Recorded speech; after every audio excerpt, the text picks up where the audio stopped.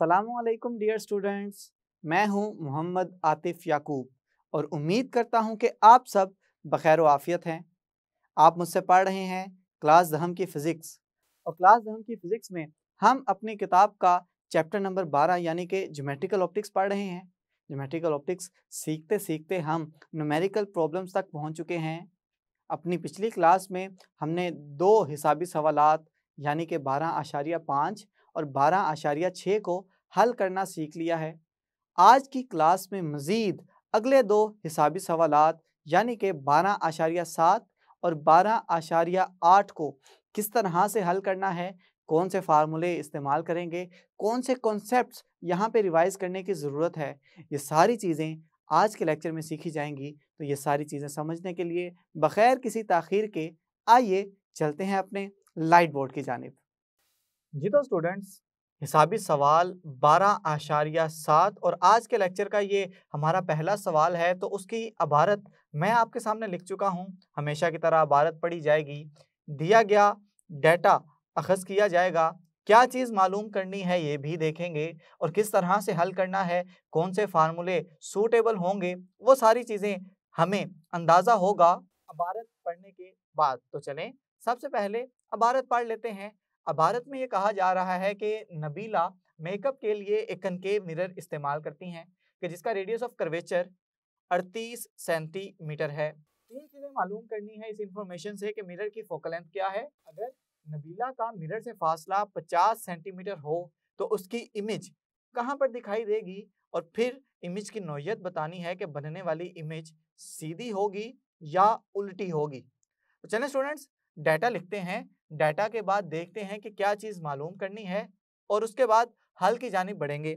हमें सबसे पहले दिया गया है रेडियस ऑफ कर्वेचर, और रेडियस ऑफ कर्वेचर को आप जानते हैं कि कैपिटल आर के जरिए लिखा जाता है। ये है 38 सेंटीमीटर।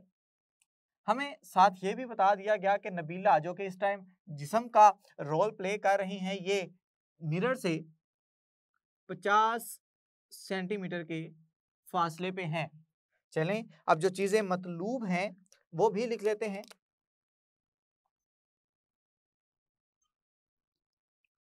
हमें तीन चीजें मतलूब है यहाँ पे।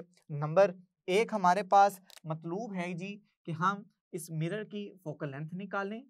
दूसरी चीज हमने मालूम करनी है कि इमेज किस जगह पे बनेगी, और तीसरी चीज जो हमने मालूम करनी है वो है जी इमेज की नोयत, कि इमेज सीधी होगी या उल्टी होगी। ये तीनों चीज़ें मुझे मालूम करनी है, तो इसको मैं नंबरिंग भी उस हिसाब से दे लेता हूँ जिस हिसाब से मैंने इसे मालूम करना है। इसको पार्ट ए कह लेंगे, इसको पार्ट बी कह लेंगे और इसे पार्ट सी कह लेंगे, जिस तरह से किताब में कहा गया है। तो चलें हल की जानिब बढ़ते हैं। सबसे पहले मुझे मालूम करनी है फोकल लेंथ, और फोकल लेंथ मालूम करना सबसे ज़्यादा आसान है अगर मुझे रेडियस ऑफ कर्वेचर का पता है, क्योंकि हम फार्मूला पढ़ के आए हुए हैं कि focal length radius of curvature का हाफ होती है। तो आप वैल्यू सिंपली पुट की जाएंगी।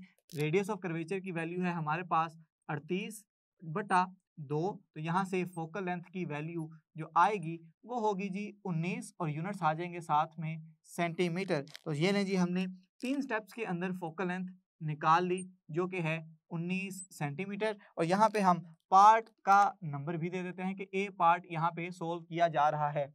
अगले पार्ट की जानिब बढ़ते हैं जो कि है पार्ट बी। मुझे वहां पे चाहिए क्यू, यानी कि इमेज कहाँ पे बनेगी। मेरे पास फोकल लेंथ भी आ चुकी है, मुझे जिस्म का फासला भी दिया गया है। तो चलें आसानी के साथ हम फार्मूला लगा लेते हैं मिरर वाला। वो है 1/f बराबर है 1/p जमा 1/q। मुझे q मालूम करना है, तो q के लिए फार्मूला एडजस्ट कर लें। 1/q बराबर है 1/f, p इधर जाके माइनस हो जाएगा। तो चलें कुछ इस तरह से ये सारी चीज़ें लिख दी गई। अब कीमतों का अंदराज करना है, कीमतें अंदराज करेंगे तो 1/19 माइनस 1/50, और अब एलसीएम लेंगे। एलसीएम लेने का सबसे आसान तरीका कि नीचे वाली रकमों को ज़रब कर दिया जाए कुछ इस तरह से। अब 19 से कैंसिल होगा, यहाँ बचेगा 50 माइनस 50 से कैंसिल होगा, यहाँ पे बचेगा 19। वैल्यू जो हमारे पास आ जाएगी वो आएगी 1/q बराबर है 50 में से 19 निकले तो बचेगा 31 और 50 को 19 से ज़रब दूंगा तो बचेगा 950। तो स्टूडेंट्स मुझे चाहिए Q की वैल्यू, तो Q की वैल्यू के लिए मैं रकमें पलट दूंगा, बचेगा 950 बटा 31। तो अब कैलकुलेटर की मदद से जब आप Q की वैल्यू निकालेंगे तो Q की वैल्यू निकलेगी 30.64 सेंटीमीटर। चलें हमने Q की वैल्यू भी निकाल ली, यानी कि हमारा पार्ट बी भी सोल्व हो गया है। अब पार्ट सी सोल्व करना है और बताना है कि इमेज की नोयत को कैसी होगी, क्या इमेज रियल होगी या इमेज वर्चुअल होगी, या आसान अल्फाज में कह लें कि इमेज उल्टी होगी या इमेज सीधी होगी। उसके लिए चलें रिवाइज कर लेते हैं कनकेव मिरर के साथ बनने वाली इमेज की। हम जानते हैं कनकेव मिरर हर एक ऐसे मिरर को कहा जाएगा कि जिसकी बैरूनी सतह गैर हमवार होगी और जिसकी अंदरूनी सतह रिफ्लेक्टिंग होगी। फर्ज करें कि मेरे पास इस जगह पे प्रिंसिपल एक्सिस गुजर रहा है उसके सेंटर से। अब फर्ज करें कि मेरे पास इस जगह पे ऑब्जेक्ट पड़ा हुआ है, यानी कि जिस्म पड़ा हुआ है, और ये है 50 सेंटीमीटर। अब फोकल लेंथ जो इसकी मैं निकाल चुका हूं, फर्ज करें यहाँ पे इसकी फोकल लेंथ आ गई और वो है 19.3 सेंटीमीटर। ऑब्जेक्ट पड़ा हुआ है 50 सेंटीमीटर के फासले पे, यानी कि हम ये कह सकते हैं कि ऑब्जेक्ट यानी कि जिस्म फोकल लेंथ से दूर पड़ा हुआ है। और आप जानते हैं कि इस किस्म में जो कनकेव मिरर इमेज बनाएगा वो बनाएगा रियल इमेज। और आप ये भी जानते हैं कि जब जब रियल इमेज बनेगी तब तब मिरर्स के केस में इन्वर्टेड यानी कि उल्टी इमेज बनेगी। तो यहाँ से हम ये बात भी करने के काबिल हो गए कि कनकेव मिरर से बनने वाली इमेज इस सूरत हाल में उल्टी होगी। मैं लिख देता हूं कि बनने वाली इमेज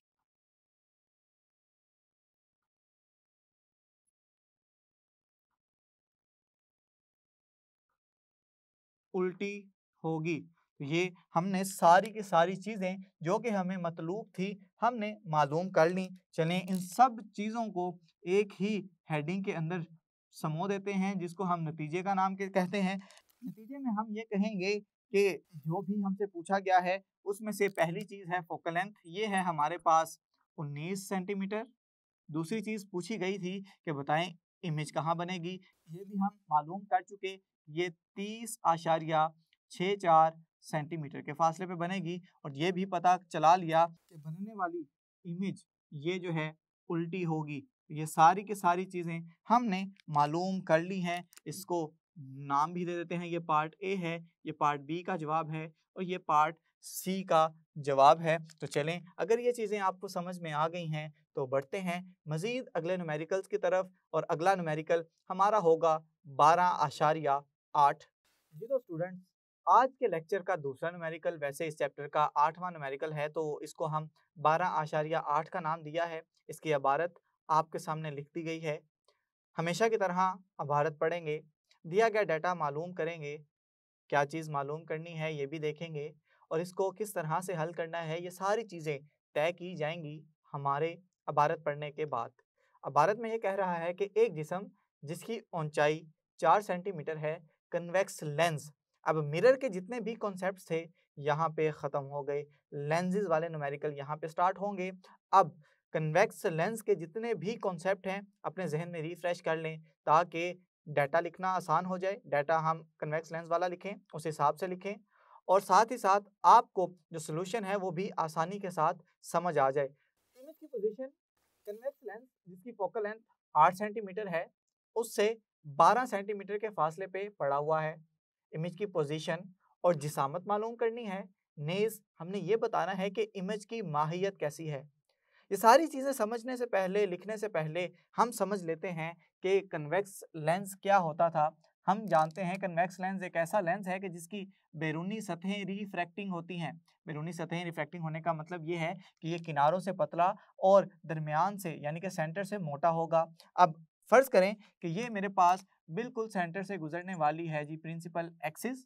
प्रिंसिपल एक्सिस से फर्ज करें इसके पैरेलल कोई दो लाइंस आ रही हैं कुछ इस तरह से, और हम ये भी जानते हैं कि कन्वेक्स लेंस के पास ये खासियत है कि वो लाइंस को एक जगह पे समेट देगा, जिसकी वजह से हमने कहा था कि ये कन्वर्जिंग लेंस भी कहलाता है। अगर ये कन्वर्जिंग लेंस कहलाता है तो हम ये भी जानते हैं कि इसका जो फोकस है वो रियल फोकस है, और रियल फोकस की फोकल लेंथ हमेशा पॉजिटिव ली जाती है।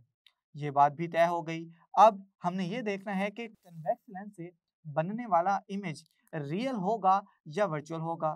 तो हमने अपने लेक्चर के दौरान ये देखा था कि कन्वेक्स लेंस से बनने वाला इमेज रियल भी होता है, वर्चुअल भी होता है। चलें, रियल और वर्चुअल कब कब होगा हम इसकी कंडीशंस लिख लेते हैं। रियल की कंडीशन ये थी कि जब जिस्म फोकल लेंथ से दूर पड़ा हो तो तब आने वाला जो इमेज होगा वो रियल इमेज होगा।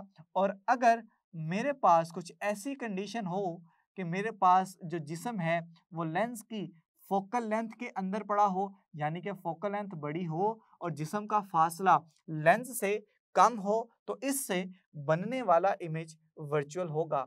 हम ये भी जानते हैं कि जो इमेज रियल होता है अमूमी तौर पे वो उल्टी होती है, और जो इमेज वर्चुअल होती है वो इमेज अमूमी तौर पे सीधी तस्वुर की जाती है।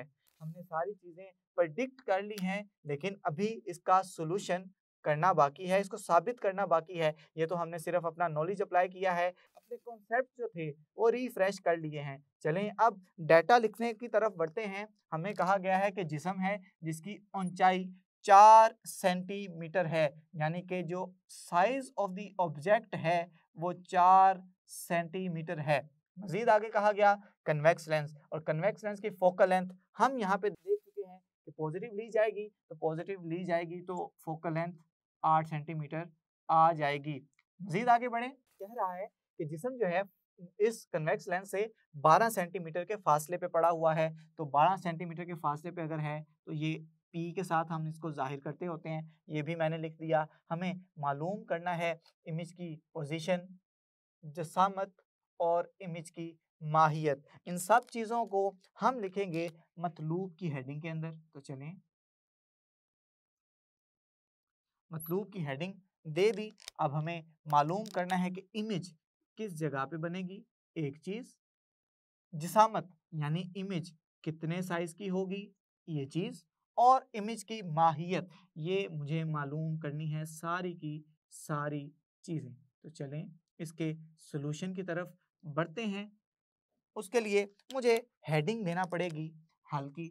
सबसे पहली चीज़ जो मुझे मालूम करनी है वो है इमेज की पोजीशन। तो चलिए मैं यहाँ पे पॉइंट भी लिख देता हूँ कि अब मैं पहली चीज़ मालूम करने जा रहा हूँ।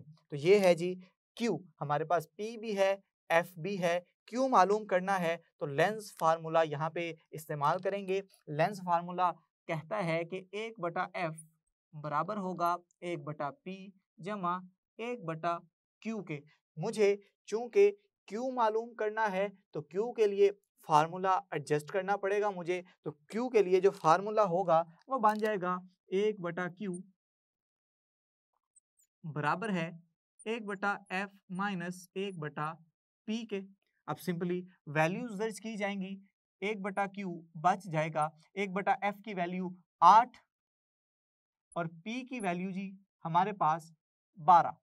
सिंपली एलसीएम लेंगे, 1/Q 12 और 8 को ज़रब कर देंगे। 8 8 से कैंसिल हो गया, यहाँ बचा 12, यहाँ 12 12 से कैंसिल हो गया, बचा 8। तो 1/Q की वैल्यू आ जाएगी हमारे पास, 12 में से 8 गए 4 और 12 को 8 से ज़रब दिया तो 96। हमें मालूम करनी है Q की वैल्यू, तो रकमें पलट दी जाएंगी। तो 96/4, इसको 4 पे तकसीम करेंगे तो 4 दूनी 8, एक हासिल इधर जाएगा, 16 बन गया और 4 चौक 16। तो हम कह देंगे कि जो Q निकलेगा वो होगा 24 और साथ में यूनिट्स आ जाएंगे सेंटीमीटर के। इसको बॉक्स कर लेते हैं कि यहाँ पे पता चल गया कि हमें अपना पहला पार्ट सोल्व कर लिया है। अब बढ़ते हैं दूसरे पार्ट की जानिब कि हमें मालूम करना है कि इमेज का साइज कितना है। उसके लिए यहाँ पे हेडिंग दे लें पार्ट 2 की। फार्मूला लिखेंगे वो वाला जो कि हम पिछले कुछ आर्टिकल से पढ़ते आ रहे हैं कि इमेज के साइज और जिस्म के साइज की निस्बत बराबर होगी लेंस से इमेज का फासला और जिस्म के फासले की निस्बत के। सिंपली हमें आई मालूम करना है तो आई के लिए फार्मूला एडजस्ट कर लें। फार्मूला बन जाएगा आई बराबर है क्यू बटा पी ज़रबे ओ। वैल्यूज पुट करें तो क्या बच जाएगा, क्यू की जगह 24, पी की जगह 12 और ओ की जगह 4। इसको तकसीम करेंगे, इसको ज़रब और तकसीम करेंगे। कैलकुलेटर की भी मदद ले सकते हैं और ज़ुबानी भी कर सकते हैं। कहेंगे 12 एकम 12, 12 दून 24, 2 को जब 4 से ज़रब दी जाएगी तो हम कहेंगे ये बन गया 8 सेंटीमीटर। तो हमने इमेज का साइज भी मालूम कर लिया कि ये है जी 8 सेंटीमीटर। अब तीसरी चीज़ मालूम करनी है कि इमेज की माहियत क्या है। इमेज की माहियत का मतलब ये है कि बनने वाला इमेज क्या रियल है या इन्वर्टेड है, क्या रियल है या वर्चुअल है, बनने वाला इमेज सीधा है या उल्टा है। मज़ीद ये कि बनने वाला इमेज किस जगह पे बन रहा है और ये भी कि इमेज जिस्म से बड़ा है या छोटा है। ये सारी चीज़ें देखेंगे हम इस तीसरे पॉइंट के अंदर। यहाँ पे मैं तीसरा पॉइंट भी लिख देता हूँ ताकि चीज़ों का पता चल जाए। अब यहाँ पे हम मालूम करने जा रहे हैं इमेज की माहियत। और इमेज की माहियत में हमने जो पहली चीज़ देखी है वो ये देखी है कि बनने वाला जो इमेज है वो रियल इमेज है। तो एक चीज़ तो हमने ये देख ली कि बनने वाला इमेज रियल है और रियल इमेज चूँकि अमूमी तौर पे उल्टे होते हैं तो मैं कहूँगा कि बनने वाली इमेज जो होगी वो उल्टी होगी। साथ ही साथ हमने ये भी देख लिया कि जो जिस्म है, चले मैं यहाँ पे लिख भी देता हूँ कि जिस्म का जो साइज़ है वो 4 सेंटीमीटर आया और इमेज का साइज जो आया ये कितना आया जी 8 सेंटीमीटर आया। तो इसका मतलब क्या हुआ, इसका मतलब ये हुआ कि बनने वाली इमेज जिस्म से साइज में बड़ी है। तो हम यहाँ पे इसको हम एक पॉइंट की सूरत में लिख देंगे कि इमेज का साइज जिस्म के साइज से बड़ा है। आप ये भी कह सकते हैं कि इमेज मैग्नीफाइड बनेगा। और कितना मैग्नीफाइड होगा, जिस्म है जी 4 सेंटीमीटर का, इमेज है 8 सेंटीमीटर का, तो इसका मतलब है इमेज 2 गुना बड़ी बनेगी जिस्म से। अब हमने सारी चीज़ें जब तय कर ली हैं तो अब बारी है नतीजा लिखने की। चलें नतीजा की हेडिंग दे देते हैं। नतीजे के अंदर हम सारी चीज़ें एक अलग अलग डिस्कस की हैं वो एक ही जगह पे डिस्कस हो जाएंगी। सबसे पहले हमने मालूम किया है कि इमेज किस जगह पे बनेगी। इमेज बनेगी जी लेंस से 24 सेंटीमीटर के फासले पे। इमेज का जो साइज है वो होगा 8 सेंटीमीटर का और उसके बाद इमेज जो बनेगी वो होगी जी उल्टी इमेज होगी, बड़ी इमेज होगी और रियल इमेज होगी। ये सारी की सारी चीज़ें उम्मीद करता हूँ कि आपको आसानी के साथ समझ आ गई हैं। देखा आपने कि जब जब आप कॉन्सेप्ट्स को जहन में ताज़ा करते जाएंगे तो आपके लिए चीज़ें बहुत ही ज़्यादा आसान होती चली जाएंगी। स्टूडेंट्स, आज की क्लास में आप मज़ीद 2 न्यूमेरिकल प्रॉब्लम्स सीख चुके हैं, यानी कि 12.7 और 12.8 को किस तरह से हल करना है, ये सारी चीज़ें आप सीख चुके हैं। आइंदा आने वाले लेक्चर्स में अगले न्यूमेरिकल प्रॉब्लम्स देखेंगे। तब तक के लिए अपना बहुत सा ख्याल रखें, अपने से ज़्यादा दूसरों का। खुश रहें, खुशियाँ बांटें। अल्लाह हाफिज़।